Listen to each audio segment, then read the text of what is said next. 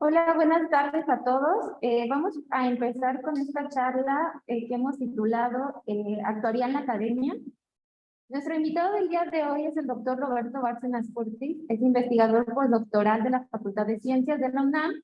Realizó sus estudios profesionales en la Facultad de Ciencias de la UNAM, incluyendo la licenciatura en actuaría.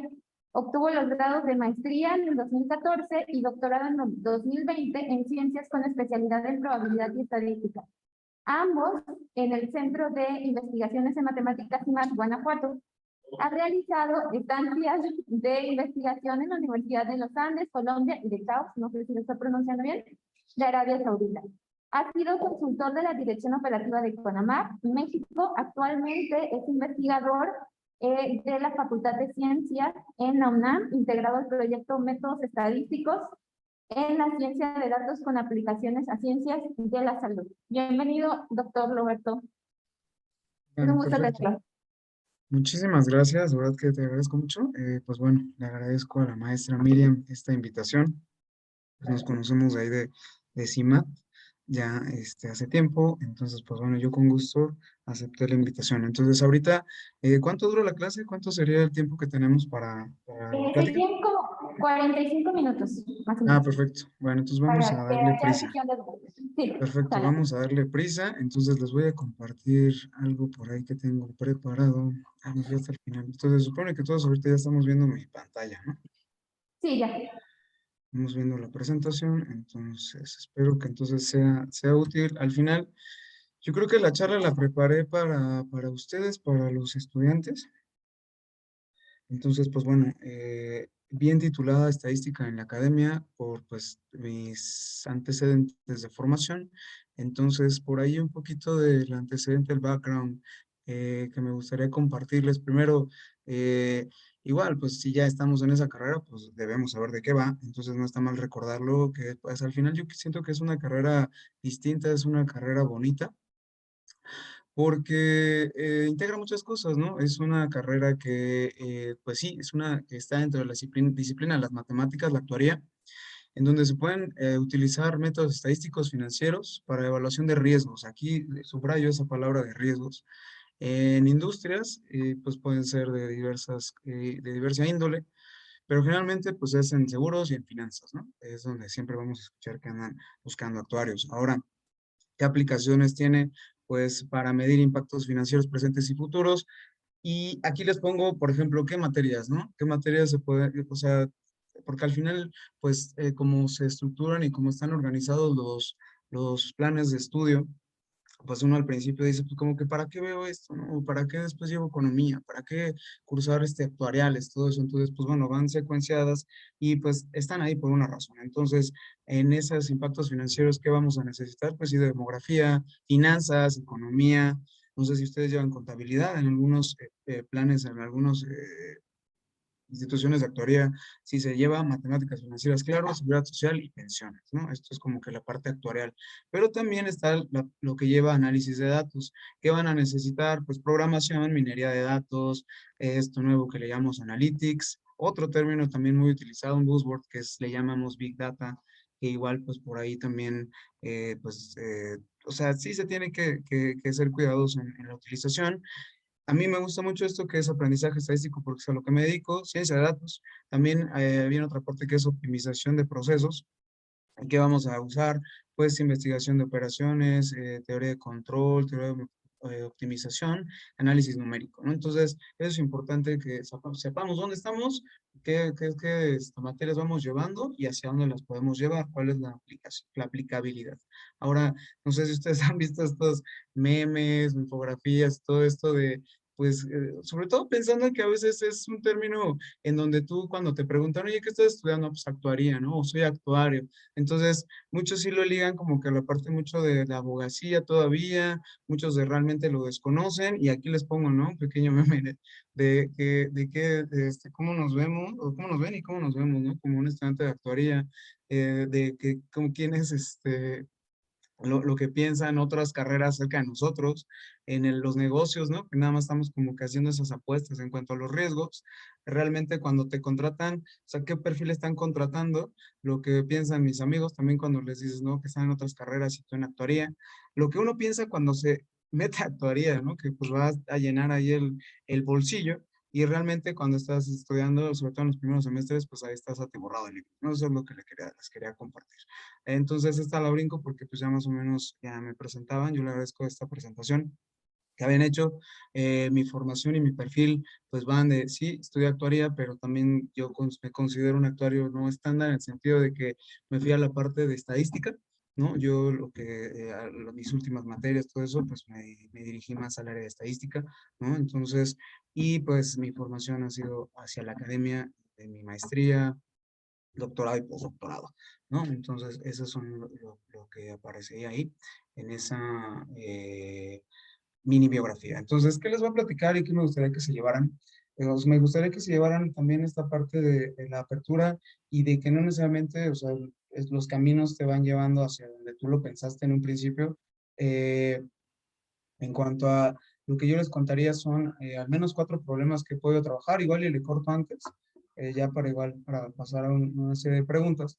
Pero contándoles de cómo fue ese brinco que me llevó hacia la estadística, ¿no? Como actuario, pero también a la parte académica, fue cuando ya estaba terminando la carrera, pues a mí me llamaba mucho la atención en el área de series de tiempo, ¿no? Entonces pues, ya me metí de lleno a estudiar series de tiempo, que son estas colecciones de datos que se tienen indexadas en un índice, que en este caso pues, claramente el más usado es el tiempo, ¿no? Entonces tú, por ejemplo, piensas en una serie financiera y si tú ves, por ejemplo, entras a una página de internet, cómo es su comportamiento, cómo es su dinámica diaria, el precio de cierre que te están dando día a día, si tú lo graficas en el plano donde tú segmentas el tiempo y el valor que te está dando esta acción, pues vas a ver esa serie de tiempo, pues es tu objeto de estudio. Ahora, una vez que ya hice una tesis de modelos de volatilidad multivariados, en este caso le suena esa palabra de volatilidad, y esa volatilidad también está ligada a lo que nosotros estudiamos, que son los riesgos, y de hecho está mucho más ligada a una medida que nosotros utilizamos día a día, que es la varianza, ¿no? Entonces, una vez que ya trabajé esa parte de modelos de volatilidad, decidí hacer una maestría, un posgrado. Ahí igual todavía ahorita también les voy a hacer un apunte, tal vez una perspectiva en cuanto a que si bien es una carrera difícil y tú tienes mucha perspectiva en la parte profesional, una vez que la concluyes, dependiendo hacia dónde te quieras dirigir y también las responsabilidades y las necesidades que vayas teniendo, yo creo que sí es una carrera afín que se puede prestar para realizar un posgrado. O sea, yo sí diría que también, sobre todo pensando en que lo que nosotros hacemos es administrar riesgos, sí se necesita ya tal vez una formación sólida en ciertas cuestiones. Entonces, ya haciéndoles el cuento corto es, me dirijo a hacer mi posgrado y yo quería seguir trabajando. Yo pensé, pues ya me casé con esto, yo quiero seguir haciendo series de tiempo, vivir de series de tiempo. Entonces yo me acerco con profesores y ellos me decían, no, pues sí, pero no tenían como que todavía la idea, porque igual se dedican a investigar otras situaciones. Y entonces encontré un profesor que me dijo, oye, pues yo hago series de tiempo, pero en este momento lo que tengo es un proyecto de análisis de datos que sí tienen que ver con series de tiempo, pero son distintos porque son datos de olas marinas. Y yo cuando me platica eso, yo dije, órale, pues puede ser interesante, sobre todo pensando en que a ese tipo de datos se les llama datos funcionales, porque ahora lo que tú piensas en una ola marina, en cuanto a la recolección y cómo se mide una ola marina, es que por ejemplo, tienes un instrumento que es la boya, entonces tú colocas la boya en determinado lugar, se fija a un nivel del mar y lo que te está determinando la ola o te describe la ola es ese cambio que está dándose respecto al nivel del mar, de que baja y de que sube. Esa descripción es lo que te genera la ola. Y ese es un dato de los que les llamamos datos complejos, en el sentido de que no son observaciones comunes que agarras y ya te dan y los puedes meter como que en una hoja de cálculo o se obtienen de cierta manera, sino tienen su propia naturaleza. Entonces, el primer proyecto en el que me introduje, ya para acercándome a esto, fue un análisis de mediciones de olas, que son en este caso de un lugar que se llama Waimea Bay en Hawái, que en este caso también ahí lo que la complejidad que te lleva esto es que tienes información dependiendo de la frecuencia o de la tecnología de la boya, o si se hace a través de sensores, puedes tener observaciones cada 1.24 segundos, o los sensores te dan 5 observaciones cada segundo, ¿no? Entonces, imagínense, en media hora, pues, ¿cuánto mediste, no? Entonces, ahí les pongo una mapita de dónde aparecen los datos, y lo que me gusta siempre es presentarles, les voy a poner mucha gráfica pensando en que eh, eh, es a veces como que más descriptivo, ¿no? Más gráfico lo que se hace. Entonces, si quieren, vemos primero del lado derecho ahí están presentadas las olas. Esas son esos cambios que se dan en la boya durante 30 minutos. Ahora, lo que tú tienes que ir a hacer, lo que tienes que hacer es segmentar tu ola. La ola se define lo que sucede entre un cruce hacia abajo y un cruce hacia arriba respecto al nivel del mar. Entonces, lo que haces es como esas curvitas, ¿no? Piensen en una función sinusoidal, abajo y subo, y cuando vuelvo a llegar al cero, esa es una ola. Entonces ahí están una colección de olas durante 30 minutos. Y ya nada más les platico rápidamente qué es lo que se quería hacer. Lo que está del lado izquierdo es una medida que se llama altura significativa. Lo que te está diciendo es la cantidad de energía que hay en el mar. Y entonces lo que está sucediendo es, durante la ocurrencia de una tormenta, tú lo que quieres saber es si la forma de las olas cambia o no cambia. Sí, o sea, esa es la primera pregunta que se hacen es, cuando ocurre una tormenta, obviamente hay más energía en el mar y lo que te preguntas es, ¿cambia la energía o cambia la forma que tienen las olas al ocurrir este tipo de fenómenos? Entonces lo que se hace es, se distinguen al menos 4 distintos niveles, digamos cuando no hay tormenta, cuando pues digamos como que hay un poquito más de viento, cuando ya empieza a ocurrir la tormenta y cuando está en su apogeo, ¿no? Que son esos puntitos rojos que están ahí. Eso es lo que les trato de representar. O sea, una es la dinámica de la energía del mar, que es del lado izquierdo, y la otra es las olas que se observan durante un periodo de 30 minutos, ¿no? Entonces, esa es como que la primera pregunta. Entonces, ¿qué es lo que tienes que hacer una vez que ya, o sea, digamos que te plantean el problema y te describen todo esto? Pues tienes que ir eligiendo y tienes que decidir qué metodología, ¿no? ¿Cómo lo voy a atacar este tipo de problemática? Entonces, para eso, pues hay técnicas propias que le llaman el análisis de datos funcionales, y entonces ahí también como que les va a sonar algo de funcional. Sí, efectivamente, tienes que empezar a desarrollar una herramienta matemática que es de análisis funcional, y piensen en que todo lo que se ve tal vez en algún curso de estadística, ¿no? De inferencia y todo eso, pues tienen que llevarlo ya a un lugar en donde tus objetos ya son, antes, por ejemplo, si ustedes ya llevan un curso de probabilidad, pues ahí trabajan en espacios de probabilidad. Ahora, en este caso, ya cuando se trabaja en este tipo de objetos, viven en espacios de funciones. Entonces aquí, por ejemplo, si yo les pongo estas grafiquitas, aquí también hay una serie de normalizaciones, todo lo ponen como que de tal forma que sean comparables, los fijo en un inicio que es el 0, en un final que es en 1, o sea, es normalizar para que sean comparables. Entonces lo que se va viendo es, conforme aumenta la energía, pues van haciéndose más grandes las olas, ¿no?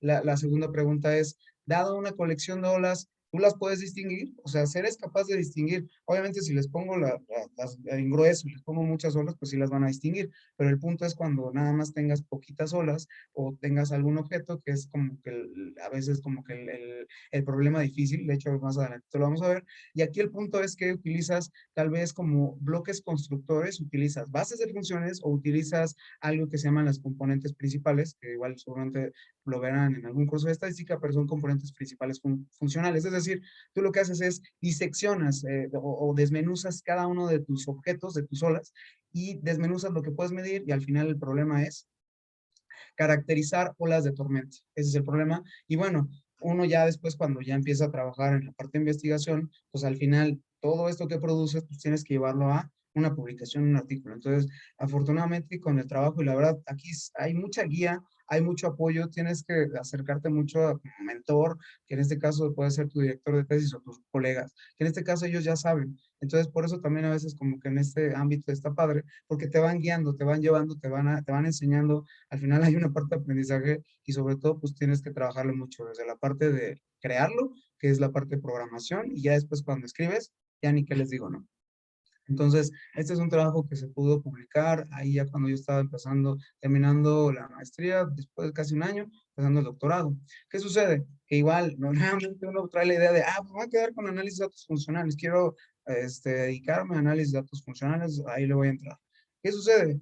Que cuando inicio esa parte de mi doctorado, que se propuso así en análisis de datos funcionales, pues me mandan a que tome una serie de cursos ya de matemática en esa área. Y pues uno se va dando cuenta que igual pues no tienen la herramienta necesaria por cuestión de formación. O te das cuenta que igual vas a necesitar mucho tiempo, vas a invertir mucho tiempo en cambiarte a esa área y meterte de lleno a esa área. Entonces, ¿qué pasa? Que viene un colega, viene otro profesor, que en este caso él está en la Universidad de los Andes en Colombia, y propone un problema. Es un problema de aprendizaje estadístico. Enseguida, si quieren, les defino qué es el aprendizaje estadístico.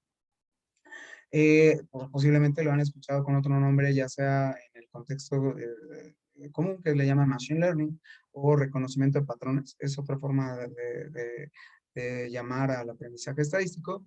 Y entonces ahí es donde entro de nuevo y me cambio a otra área de la estadística, ¿no? Que es esta de aprendizaje.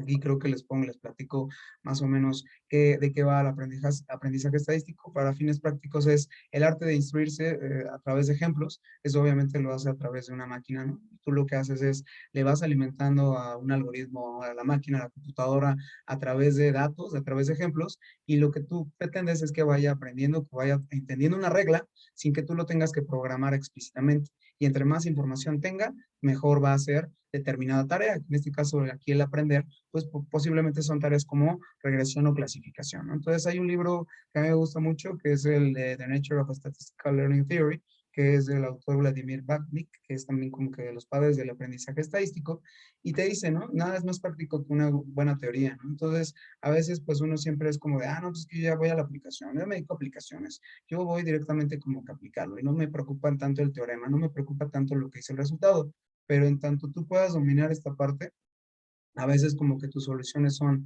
más inmediatas, más directas, te das cuenta de cuándo las cosas pueden funcionar o no pueden funcionar, ¿de acuerdo? Entonces también por ahí igual, si tienen alguna pregunta o quieren que dé algún dato por ahí adicional, pues igual si quieren pueden extenderlo en ese momento, también se puede utilizar el chat, quiero pensar. Entonces, esa es la parte de aprendizaje estadístico. En otros contextos, pues le llaman pattern recognition. ¿Y en dónde se puede aplicar? Pues, por ejemplo, en genómica, ¿no? Entonces, dada una eh, datos del genoma o en este caso de perfiles de genes. Tú lo que quisieras es dado un perfil, porque además pues están de acuerdo que son miles, millones de información que se tiene en estas cadenas. Eh, lo que uno esperaría es, por ejemplo, si yo estoy haciendo un análisis o estoy trabajando en un problema de cáncer, yo lo que quisiera es detectar ciertas anormalidades para que me indique si hay ahí o no una presencia. Otro es, por ejemplo, en algo que es el procesamiento de lenguaje natural o cuestiones de imágenes. Por ejemplo, ahí les pongo un dibujo de reconocimiento de dígitos escritos a mano.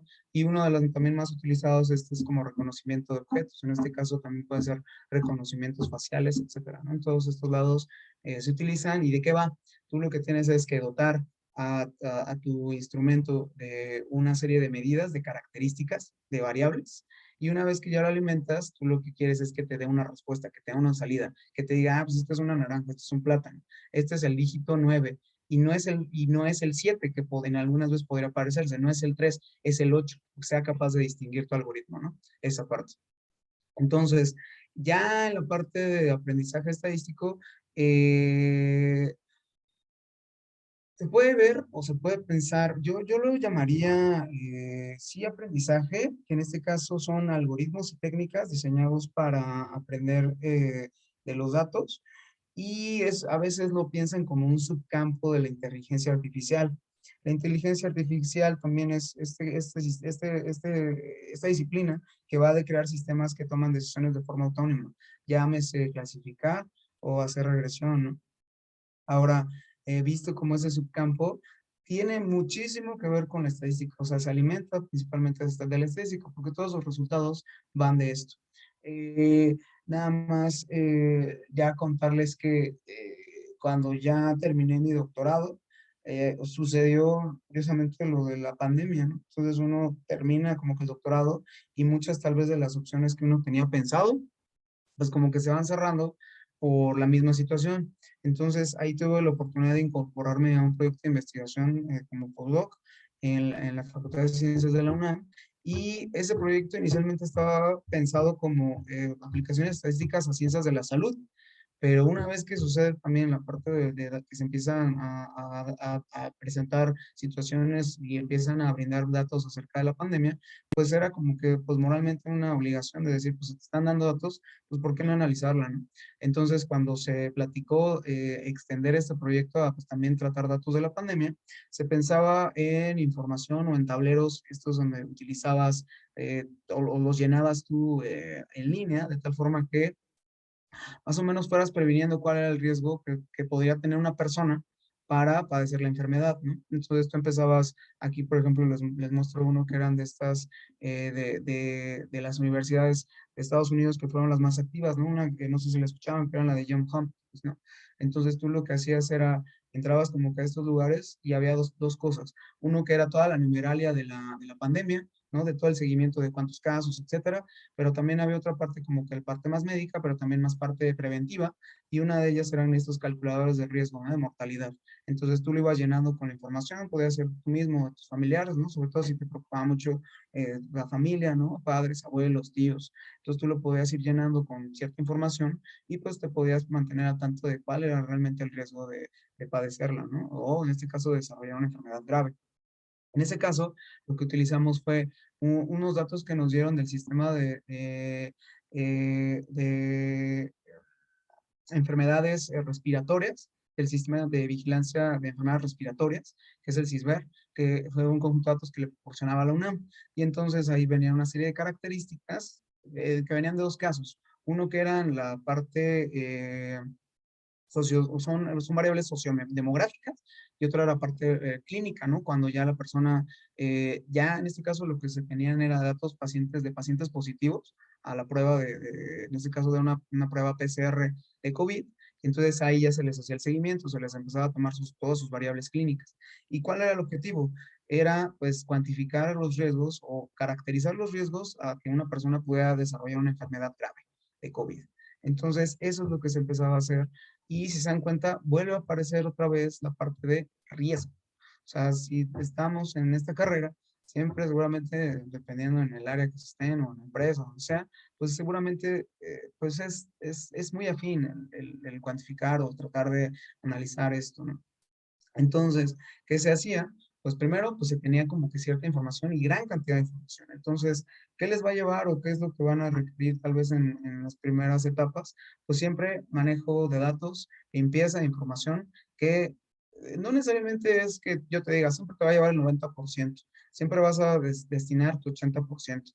Depende cómo estén los datos en un inicio y también depende que tengas claro cómo los quieres ir manejando, cómo los quieres ir tratando de tal manera que te lleven al cumplimiento de ese objetivo.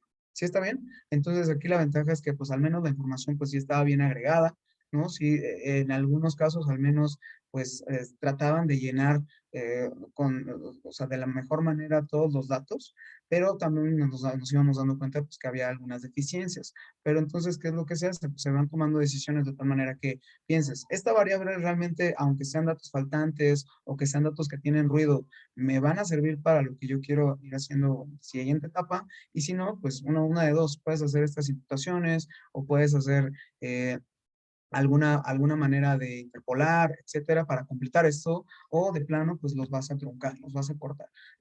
Afortunadamente, pues creo que no tuvimos tanto problema en eso. Aquí lo que sí se tuvo en algún punto problema fue que ya no empezaban, o sea, cortaron la información hasta cierta fecha, y fue cuando ya se empezaron a preocupar ya más, por ejemplo, por la vacunación, etcétera, y ya descuidaron tal vez un poquito de proporcionar la información con mayor frecuencia, ¿no? Para estas bases de datos. Pero bueno, aquí les pongo la descripción de lo que se hacía. Era evaluar destinados de riesgo y detectar factores que conducían a un paciente a desarrollar una enfermedad de COVID severa, ¿no? Grave.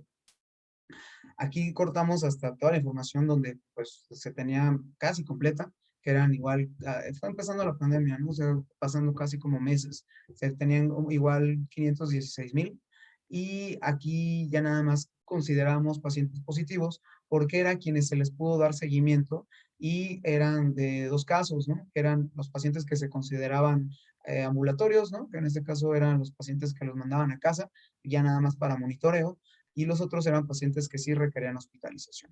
De estos pacientes que se tenían, pues se tenían variables sociodemográficas, su sintomatología, antecedentes de padecimientos crónicos, que eran las comorbilidades, y creo que pues también muchos escuchamos acerca de eso, ¿no? Que posiblemente cuando personas padecían diabetes, tenían hipertensión, sobrepeso, ¿no? Todas estas variables y todos estos antecedentes que ya se tenían, pues les afectaban más. Ahora, aquí lo que también se tenían eran 6 valoraciones, ahora eran como 6 escenarios, 6 caminos hacia donde los arrojaban. Uno era, pues, ¿sabes qué? Tú estás bien, tú no, tú nada más, ahora sí que te dio casi como que resfriado a casa, y ya no le daban tanto seguimiento. Había otros que también mandaban a casa, pero los monitoreaban. Ahora, casos distintos eran quienes sí ya se consideraban como un poquito más, caso un poquito más severo, un poquito más grave, Y los otros eran ya hospitalizaciones, en donde sí ya se tenían diferentes salidas, diferentes tratamientos, ¿no? Que también los conducían, dependiendo, los conducían no nada más a salas de urgencia, sino a salas donde tenían, necesitaban cama con respiración, ¿no? Con esta respiración auxiliar. Entonces ahora, ¿qué es lo que se tenía que plantear? Primero era tomar una decisión que era con base en las salidas que daba los médicos, los especialistas. Con esa información, a donde ellos los mandaban, se iba trazando un perfil, ¿no? Entonces, por ejemplo, nosotros mayormente, pues a casi la mayoría de los pacientes, estamos hablando casi como de un 90% o entre 80 y 90%, eran pacientes de monitoreo. Entonces, aquí ya se tenía un perfil muy amplio de quiénes eran las personas, los pacientes que tenían que dirigirse a casa. Y por otro lado, también había pacientes que los mandaban a casa, pero que después resultaban que desafortunadamente fallecían. Esa era otra de las salidas que se tenían, todas las personas que iban falleciendo desafortunadamente. Entonces, al final, ¿qué es lo que se hacía? Pues se van describiendo perfiles. Tú lo que haces es, con toda la información, con todas las variables que se tenían de estas variables sociodemográficas, etcétera, tú lo que vas haciendo es vas creando rutinas, algoritmos de aprendizaje que te vayan segmentando, que te vayan separando, ¿sí? Que te vayan clasificando. Ese es el objetivo de un algoritmo de clasificación. Dada una cierta información de covariables, puedas dar una respuesta, pero eso se hace a través de aprender. Entonces, primero lo voy alimentando de lo que tengo y después, dada nueva información, voy probando lo que modelé, ¿no? Entonces piénselo como si lo piensan en un modelo de regresiones, corro la regresión hasta los datos que me dieron y ya después si tengo, no sé, del siguiente mes, por ejemplo, o de la siguiente etapa, esos los voy a utilizar como le llaman prueba, ¿no? Entonces, y lo que se espera es que a partir de lo que tú entrenaste, tú trabajaste, puedas dar una buena clasificación de prueba. Pero bueno, aquí lo que se trabajaron fueron tres algoritmos de clasificación, uno que le llaman bustes aleatorios, otro que es el Gradient Boosting Machines y otro que se llama XGBoost, ¿no? Que son muy utilizados y que son variantes de modelos que ya se utilizan desde hace muchísimo tiempo, unos que son algoritmos basados en árboles, que piensen en estos árboles de decisión que son decisiones binarias que van, por ejemplo, piensen en una aplicación bancaria, piensen en un problema en donde tú vas al banco y le quieres pedir un préstamo y entonces lo que hace el banco es, pues te empieza a llenar, como hace tu llenado de tu solicitud y empieza a ver tus variables, ¿no? Entonces te empieza primero con lo del género, ¿no? Hombre, mujer. ¿No? Entonces van segmentando con decisiones binarias, ¿no? ¿Cuánto gana? Menos de esto, más de esto su estado civil, tal, tal. Entonces, con esas decisiones binarias, al final, por ejemplo, el banco va a decidir si te da el crédito o no. Es algo de ese estilo en el caso de métodos basados en árboles. Hay otro que son los métodos basados en ensamble, que es como crear, le llaman clasificadores débiles, pero al final tú lo que haces es combinaciones lineales o sumas, como que clasificadores que se equivocan mucho, pero ya cuando los juntas todo, te crean un clasificador que le llaman clasificador fuerte. Esas son las técnicas que le llaman de boosting, pero bueno, estas al final lo que sucede es que son muy poderosas. Ya cuando los llevas a escala, etcétera, son muy poderosas, pero además, en este caso, la ventaja para nosotros, pues es que ya están, por ejemplo, en nuestra computadora, ¿no? Tú descargas R y en R ya bajas ciertas librerías, lo programas y ya lo vas obteniendo, ¿no? O sea, vas replicando lo que sería tal vez en un contexto, pues sí, en la realidad, básicamente.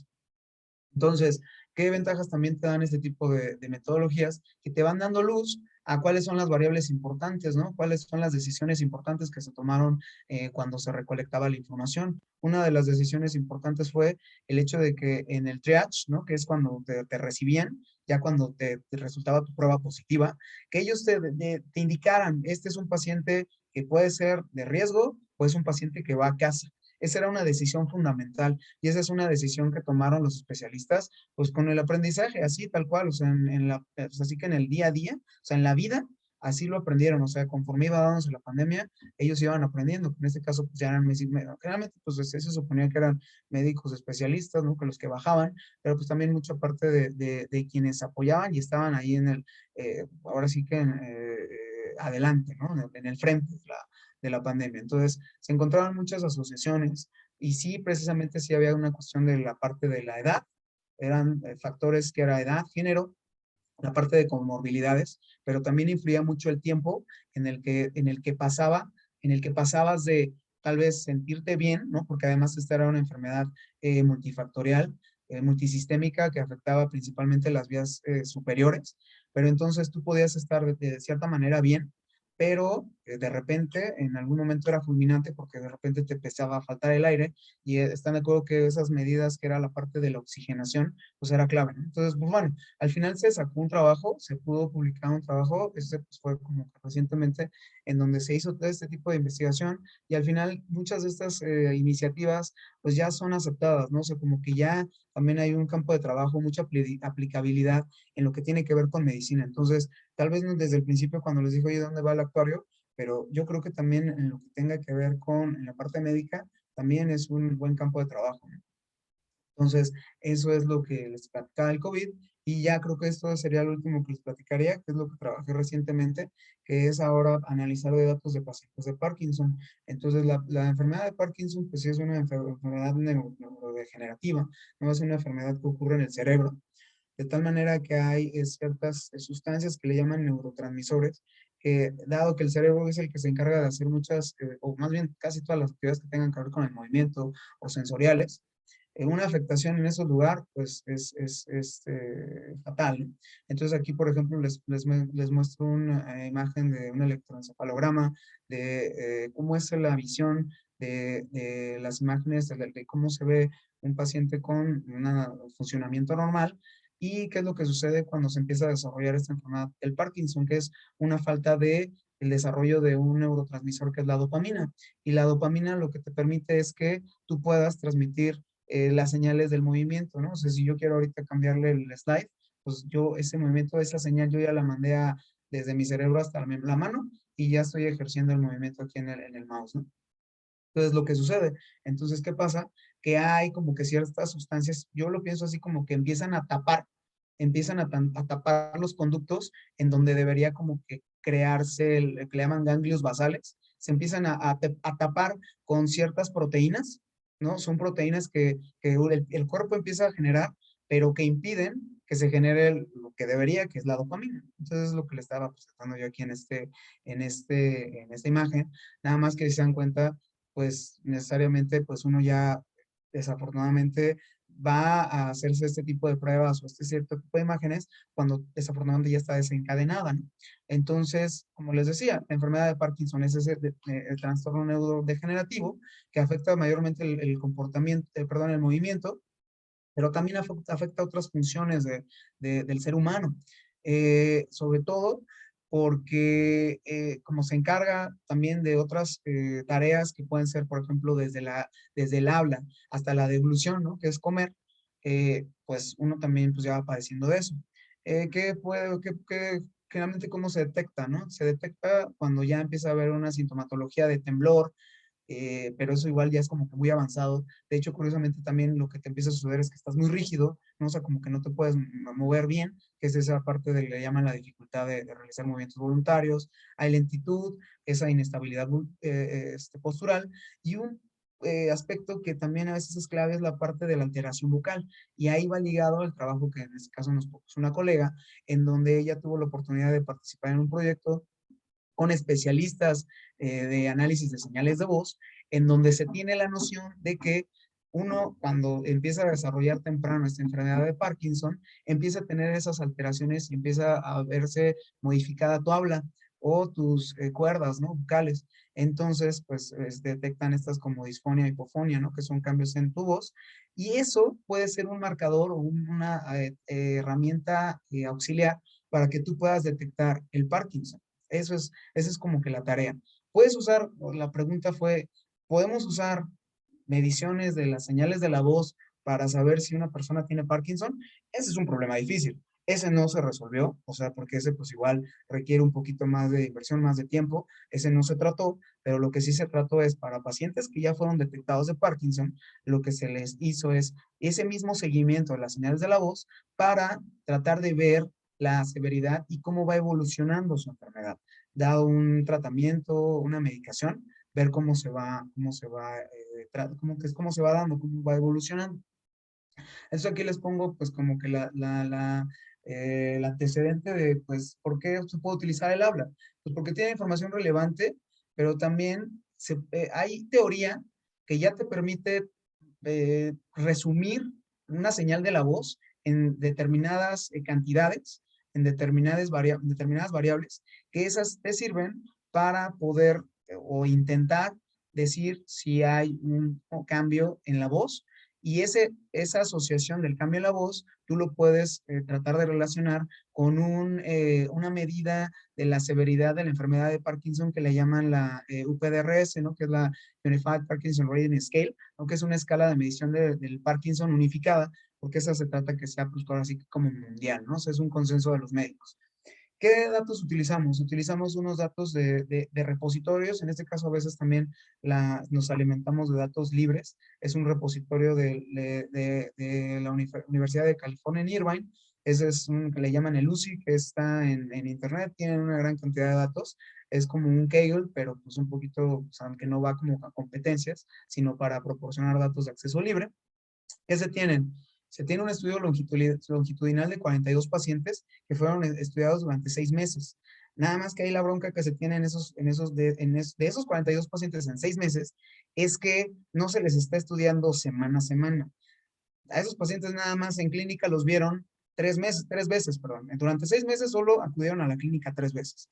Entonces, para ellos que ya fueron detectados de Parkinson, o sea, ellos ya fueron diagnosticados, pues es muy difícil darles un seguimiento y pedirles, oye, ¿sabes qué? Pues de 8 días, vente acá a la clínica, ¿no? Sobre todo porque hay un cansancio, también una cuestión en la que pues se ve alterado tu estado de ánimo, el movimiento, todo eso, entonces no los puedes estar citando. Entonces, ¿cuál es la idea? Que tú a través de tal vez un biomarcador o un instrumento que pueda registrar la voz, pues tú le puedas ir dando un seguimiento remoto, ¿no? Entonces, vía remota, tal vez tú podrías obtener esas señales y podrías ir viendo, mira, se está modificando el tratamiento, en la medicación, que en este caso es a través del generador de dopamina. Entonces, esa es como que la idea. Ahora, lo que sí se pudo hacer a estos pacientes durante ese tiempo es tomarles muchas grabaciones de su voz, ¿no? Entonces, a cada uno de los pacientes más o menos se tienen como 200 replicaciones de su voz, ¿no? De cada uno de estos pacientes. Entonces, lo que te permite eso es, pues, a llegar más o menos como a casi 6,000 datos. Y una vez que ya tienes esos 6,000 datos, ¿cuál es como que tu fuente de trabajo? Pues son las variables que se midieron de esas mediciones de la voz. ¿Y qué son variables que tienen que ver con el brillo de la voz, el temblor de la voz y otras medidas de descomposición de frecuencia de la voz, ¿no? Entonces recuerden que son señales. Entonces aquí como que hacen resúmenes, así se las pongo, así son resúmenes. Son como que fórmulas ya sabidas de las mediciones de la voz, entonces las vas registrando. Al final se tienen como 22 tipos de variables y aquí se los pongo. Ahora, siempre también traten de pensar que siempre, si están haciendo tal vez regresiones o análisis de datos y todo eso y quieres ver asociaciones, pues una gráfica tipo, pues siempre va a ser como que esta gráfica de correlación, ¿no? Aquí, ¿qué pasa? Como que como se tienen grupos de variables, pues va a haber muchas que están como que muy correlacionadas, va a haber otras que están menos correlacionadas, pero al final lo que tú quieres hacer es utilizar este conjunto de variables para reproducir o para tratar de acercarte a otra que es esta medida de la severidad de la enfermedad. Y si se dan cuenta, pues ya casi casi les estoy diciendo de qué va el problema, que es hacer una regresión. Dado un conjunto de variables, mis X, yo quiero predecir mi Y, que es una medida, una escala que me dice si está grave o no una persona. ¿Qué se utiliza? Pues aquí pensamos en un problema que le llamamos máquinas de vectores de soporte, y pensando hace ratito que yo les decía un problema de alguien que quiere pedir un crédito en el banco. Piensen que los sujetos son puntos en el espacio. Vamos a pensar nada más en dos clases. Si te doy el crédito o no te doy el crédito. Entonces tú lo que haces es, pues llenas un conjunto de features, ¿no? De características, y esas las pones como una nube de puntos, ¿no? Vamos a pensar en una nube de puntos en RM. Entonces, lo que hacen las máquinas de vectores de soporte es, tú trata de buscar el mejor plano, o sea, la mejor superficie que me lo separe, ¿no? O sea, que me separe a los que sí les voy a dar el crédito respecto a los que no les debería dar el crédito. ¿Sí me explico?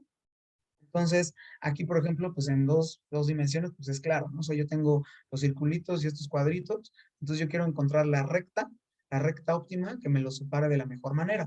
Ahora, lo que pasa es que en la realidad, pues seguramente todos están como mezclados, ¿no? Entre los que sí y los que no. Entonces, ¿qué es lo que haces? Es, pues tratas de introducir técnicas que te permitan, pues tal vez si no los trabajo en ese lugar, pues los trabajo en otro lugar. Hay una teoría que se llama optimización y que tiene que ver con el dual, etcétera. Igual no me voy a clavar mucho en eso, pero aquí el punto es que se puede tratar de separar los datos. Aquí el punto es tratar de separar los datos. Ahora, en un contexto de regresión, lo que te permite eso es, pues más bien tú lo que tienes, lo que pretendes es encontrar como que tu ajuste óptimo, la recta que te represente de mejor manera o el hiperplano o la superficie que te represente de mejor manera con los datos que tienes, ¿no?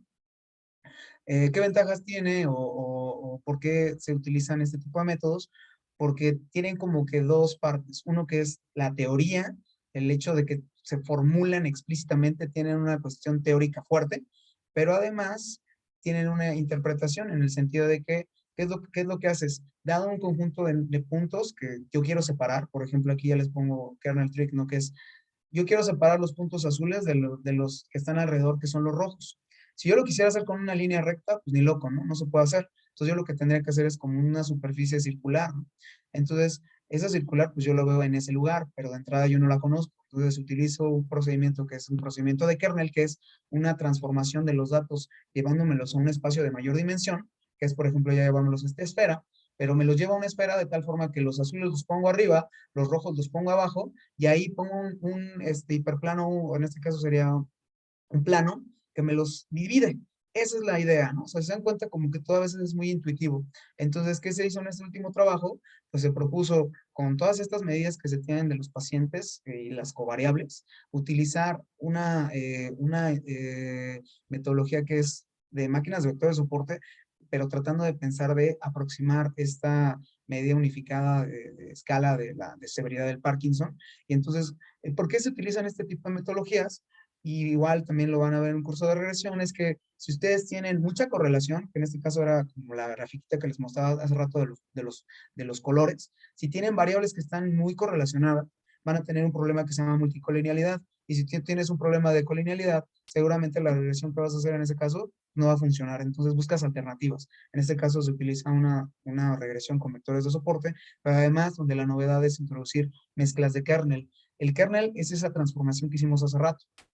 Y lo que hicimos en este caso como novedad es buscar mezclas. En este caso que hay kernel que te trabaja de forma local, hay un kernel que trabaja para información cercana y hay kernel que trabaja de forma global, que son, por ejemplo, polinomios o que tratan de ver comportamientos a la larga.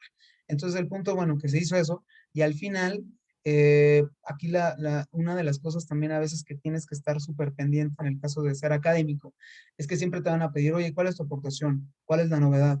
O sea, ¿por qué pretendes incluir esto? ¿No? Entonces, siempre tienes que estar actualizado, o sea, tienes que estar leyendo, tienes que estar mezclándote igual con pláticas, congresos, todo eso. Entonces, pues tienes que estar ahora sí que como que al día, ¿no? Entonces, eso es lo que se procura hacer aquí. Y al final, pues es también utilizar mucha parte descriptiva, o sea, eso nunca te lo vas a zafar. Entonces, aquí se tenía separado por género, cómo afecta la enfermedad, y en este caso también he sabido que en este caso también es más propensa esta enfermedad a afectar a hombres de determinada edad. En el caso de mujeres se veía distinto. Aquí también, pues también hay que procurar también siempre pensar en que pues se tiene que tener la información en la misma proporción, no necesariamente se tiene. Y aquí se ven ciertas dinámicas de cómo se va dando esta modificación en el tiempo. Son problemas difíciles porque además no les dije, pero esa variable que es la salida que es la escala, es subjetiva, o sea, esa la da un médico. No hay una herramienta, no hay un instrumento que te diga, tu PDRS es de tanto. No, todo esto es clínico, es basado en un criterio experto. El médico te realiza un cuestionario, tanto físico como un cuestionario a través de exploración y también de estado de ánimo, de preguntas del día a día, para establecerte de si has mejorado o no has mejorado, ¿no? Entonces es un problema difícil. Al final lo que se trata de es, dado los puntos negros es lo que registró el médico, los puntos verdes es lo que hace tu modelo. Entonces, lo que tratas de hacer es no alejarte mucho de lo que diría un médico, porque al final él es el experto y no le vas a llegar y le vas a decir, oye, esto estás mal, pero vas a tratar de acompañar y vas a dotar de información, pero vas a también tratar de mejorar un poco lo que está haciendo. ¿Sí me explico? Entonces, al final, en estas gráficas es lo que va sucediendo, ¿no? Con un problema o haciéndolo de la manera tradicional, ¿cómo se dio? Luego, y empezando a hacer como modificaciones. Propongo un kernel de suma, luego propongo un kernel de producto, y luego propongo un kernel, pero ya con una segmentación. En este caso, también tengan mucho en cuenta que va a haber mucho que son segmentaciones, problemas de clustering, agrupaciones, todo eso. Entonces, pues bueno, eso sería lo que yo les quería contar. Entonces, igual me extendí un poquito, pero bueno, era lo que les quería contar de lo que yo puedo trabajar en mi experiencia y de algunas consideraciones que les quisiera compartir, pues bueno, es qué ventajas se pueden tener, pues que puedas integrarte a cualquier empresa, ¿no? Donde exista esa necesidad de detectar, cuantificar, administrar, diseñar estrategias para afrontar riesgos, ¿no? También aquí, pues sí, hay un campo, yo lo llamaría tradicional, pero pues más bien es un campo idóneo, que son la parte de seguros, ¿no? Porque tienes que calcular primas, reservas, proyecciones financieras, escenarios de riesgo, ¿no? Anticiparte a eso. También el sector financiero es muy recurrido, entonces creo que también es la parte en donde se puede desenvolver, porque pues, tienes que crear modelos de tasas de interés, productos, todo lo que tiene que ver con metas financieras, y ya una parte muy fuerte que tiene que ver con la visión de finanzas, pero desde una perspectiva estocástica. Hay una cuestión de cuantificación de riesgos, todo lo que hay una medida que le llaman el Barrier at Risk, ¿no? Que es una expectativa de riesgo que lo utilizan mucho en Afores, el riesgo de mercado, liquidez operacional. Y de lo último, se dan cuenta, pues esto está más cercano a estas áreas emergentes que son ciencia de datos, ¿no? Esta ciencia de datos que yo lo diría como el estudio de métodos que tienen que ver con el procesamiento, modelación, recolección, todo lo que venga que ver con el tratamiento de información para crear vía de evidencia, productos basados en datos, pero para toma de decisiones. Se dan cuenta que todo lo que tiene que ver es para toma de decisiones, ¿no? Entonces, eso es lo que yo les quería contar del trabajo. Y pues igual si tienen preguntas, con mucho gusto.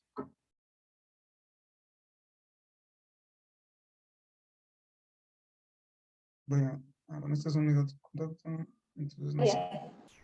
Fíjate que ahora que, a ver, voy a cambiar la cámara para que se vea la grabación. Fíjate que ahora que mencionabas como en las consideraciones finales que considerabas que un actuario puede trabajar en cualquier tipo de empresa que involucre riesgos para ti, o sea, por ejemplo, al principio mencionabas que empezaste a trabajar en cosas empezaste a investigar en cosas de olas y ahora estás trabajando en el sector de la salud. ¿Qué tan complicado es hacer este cambio? O sea, como generar ese puente que hay entre el actuario y en este caso, estas personas involucradas en ciencias de la salud. Pues yo siento que las transiciones van, o sea, sí requieren como que ese brinco y también pues mucha voluntad y el hecho de también contemplar y ser consciente de, o sea, más o menos, seas consciente de cuánto te llevaría, ¿no? O sea, cuánto tiempo te va a llevar para hacer esas transiciones. Posiblemente aquí estas transiciones, pues igual para mí fueron un poquito más natural porque, o sea, iba como que en el paso pasé de series de finanzas a series, por ejemplo, de carácter de ciencias naturales, por ejemplo. Y una vez que ya hice aplicaciones de ciencias naturales, pues ya nada más las pasé a ciencias de la salud, ¿no? Entonces, aquí igual como que mi transición, pues igual también sí fueron así rounds de decir, ah, pues ahora sí ya me daba de topes.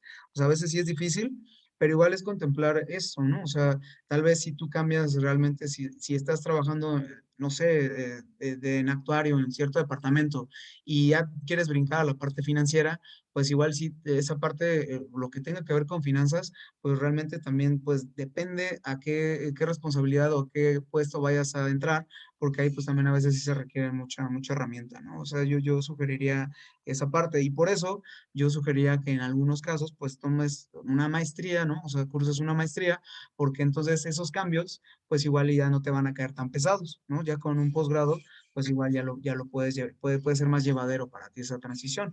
Pero yo creo que en un inicio, o sea, yo creo que en cuestión exploratoria lo puedes intentar. Yo creo que sí es también aventártela. Muchas gracias. ¿Alguien de aquí tiene alguna pregunta? ¿O alguien de los que está conectado tiene alguna Sí, pregunta? por favor, o si no en el chat, no sé, sin problema. También te iba a hacer otra. ¿Dónde? No. Otra de las cosas, bueno, mencionabas que una de las cosas en las que te enfrentaste en el doctorado fue esta parte que tenías que trabajar. Bueno, fueron como varias cosas, ¿no? Pero, ¿qué crees que haya sido como la mayor aportación? Ahorita mencionabas una parte, ¿no? Que quizás poder saltar de un problema aplicado a otro, ¿no? Sin tener como tantos problemas. Pero ¿tú qué crees que haya sido como la mayor aportación que te dio el posgrado bajo tu formación actuarial? Pues sí formalizar lo que se ve tal vez y por cuestiones de tiempo igual no alcanzas a profundizar, o sea, yo creo que es esa formación ya establecerte, o sea, ya de ahí ese punto de partida, o sea, digamos como que ya subir ese pequeño escaloncito y la otra es también una parte de sí disciplina, ¿no? O sea, bueno, o sea, son cuestiones también que pues uno va adoptando, porque además yo siento que también es un poquito distinto, los tiempos tal vez son distintos ahorita, igual pues como académico, ¿no? Porque pues tal vez no es como de tienes un horario de entrada, un horario de salida, o sea, sí cubres como que ciertas responsabilidades, obviamente hay una parte administrativa, pero tal vez es un poquito, manejas un poquito tus tiempos, pero también ahí lo que ha sucedido es que, pues, por ejemplo, también tienes que estar consciente que a mí me tocaba a veces trabajar sábado y domingo, ¿no? Cuando estaba haciendo como que ciertas simulaciones o estaba haciendo programas y todo eso, y era pues también todo el día. Eh, ¿Qué sí te da? Pues te da esa parte de la formalidad y también yo creo que aludiendo a esa frase que decía de que nada, o sea, a veces no es más práctico, nada es más práctico que tener la buena teoría, pues te da esa seguridad de que a veces pues te presentas o quieres trabajar con cierta metodología, pero tú de entrada ya sabes que pues por ahí no va a ir, ¿no? Entonces como que empiezas a descartar, o sea, tú empiezas a descartar como que cierta metodología y también te da esa posibilidad de que pues si no sabes cómo, en principio, más o menos vas viendo luz y también vas a tener la capacidad de, pues, entrarle a nuevas metodologías, ¿no? O sea, vas a poder, adoptar esos cambios, por ejemplo, mucho de ciencia de datos, es como que muchas cosas de estadística, pero que le dan otro nombre. Entonces, tal vez si tú haces esos cambios, pues te vas a dar cuenta que mucho que viste en estadística, pues se aplica tanto en ciencia de datos como en aprendizaje, ¿no? Entonces, ahí ya nada más lo que tal vez uno tiene que reforzar, sobre todo como actuario, pues es la parte de programación, ¿no? Que igual pues nada más a veces uno lleva poquitos cursos, pero sí le tendría tal vez que entrar más a esa parte de programación, de programar. Ujú. Y otra duda, bajo tu perspectiva hay, bueno, son dos preguntas. Bajo tu perspectiva hay muchos, bueno, como la cantidad de actores trabajando, como si uno tratara de poner a la cantidad de actores que está trabajando como en el sector público y privado, como, ahorita me estoy imaginando en el escenario ideal, ¿no? De Ujú. seguros, seguros y de finanzas. Y en la parte de la academia, o sea, si tú te lo trataras de ponderar, ¿hay muchos actores trabajando en la academia?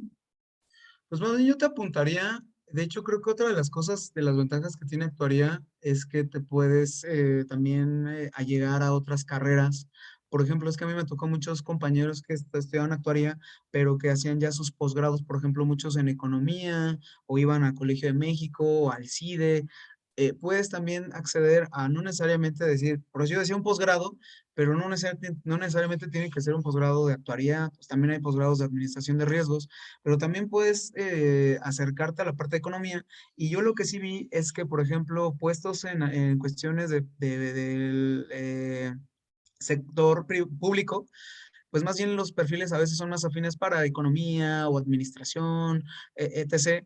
Entonces, lo que haces es, puedes formarte como actuario, puedes tener un posgrado en alguna otra área y tal vez si tu cuestión es la parte del sector público, pues tal vez ahí ya como que te acercas más, ¿no? Te vas más acercando a eso. Ahora, en el sector privado, pues obviamente es como que preponderantemente la parte de actuaría. Y yo siento que en la parte de educación y en la parte de academia, yo siento que, yo lo que sí siento es que faltaría tal vez en la parte de formación, ¿no? O sea, que haya los suficientes programas de posgrado para que obviamente tú ya con un posgrado, pues ya vas accediendo a la parte a la parte académica, ¿no? Ya tal vez para insertarte en alguna universidad, sobre todo porque los perfiles que buscan en universidades, pues sí tiene que ser al menos maestría, ¿no? Entonces, al menos maestría, ya deseable doctorado. Entonces, yo en ese punto, pues sí sentiría que se puede potenciar. Es un campo todavía también que tiene bastante oportunidad. Por ahí creo que hay una pregunta en el chat. Sí, de hecho nos pregunta Tonatiuh, ya en el ambiente laboral del actuario, ¿él tiene la oportunidad de ir a visitar los fenómenos que estudia, así como las olas, o solo recibe los datos? Pues lo ideal es que si estás en institutos o te puedes enrolar en proyectos que en donde sí puedes estar desde el principio, o sea, desde ver cómo se recolectan los datos, que de hecho ese es como que el punto, que tú como especialista tú puedas decir, ah, es que yo quiero estar, por ejemplo, en la parte, o al menos tener la plática con el médico que va a tomar los registros. Eso es lo ideal. Desafortunadamente, pues igual también para agilizar todo, pues seguramente a ti ya nada más te van a dar la parte de, o sea, ya te van a traer el dato. O sea, a ti ya te van a traer el dato seguramente y sobre todo pues por esta cuestión de agilizar y la cuestión también de optimizar recursos y todo eso, pero yo creo que con esta nueva dinámica de ciencia de datos, dependiendo si tú estás en determinado, digamos, porque son ecosistemas. Entonces, si tú estás en la parte de analítica, pues posiblemente sí puedas estar más ligado a ver, por ejemplo, o estés muy cercano a donde se esté el proceso que produce los datos, ¿no? Entonces, eso es, pero, ojo, o sea, consciente de que vas a estar un rato en la parte de analítica de datos, ¿no? Porque igual también ya hay mucho lo que es ingeniería de datos, arquitecturas, todo eso, entonces seguramente con ese perfil, pues vas a estar un buen rato ahí, ¿no? Entonces, porque es experiencia, ¿no? Ya cuando agarres esa experiencia, seguramente ya puedas acceder a ser o puedas acceder a puesto de científico de datos, ¿no? Y te vas a estar desde un junior, ya después te van a ir a proponer el senior, qué sé yo, ¿no? O sea, es como esa evolución, pero eso es como que, eso es buena pregunta. Entonces, va a depender también de la empresa donde puedas entrar, que tengas esa chance, ¿no? Y aparte estaría como muy padre que un actuario estuviera desde el principio, ¿no? Desde la Sí, recolección de datos, aparte involucrándose en los términos que va a manejar durante todo el proyecto, ¿no? por Eh, supuesto, sí, eso es como que lo ideal. Sí, sí, claro. Pregunten, jóvenes.